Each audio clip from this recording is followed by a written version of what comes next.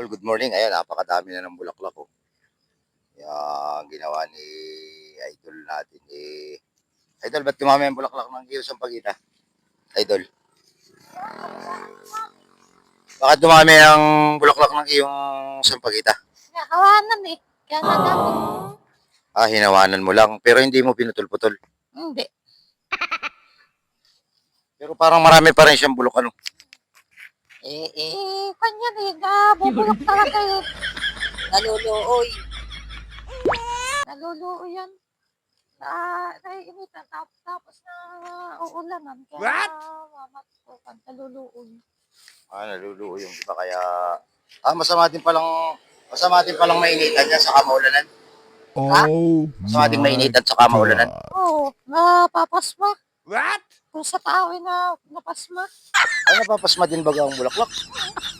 Nababasa ng na initan yan eh. Tapos na biglang ulan. Hindi kinabukasan na iluoy.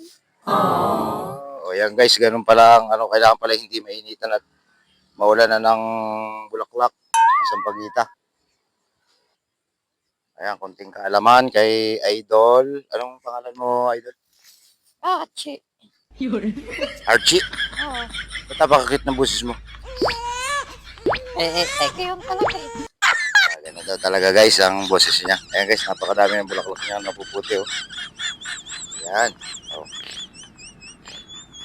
Ginawanan niya kaya dumami ang bulaklak. Ano, Idol? Sige, gawin na, Idol.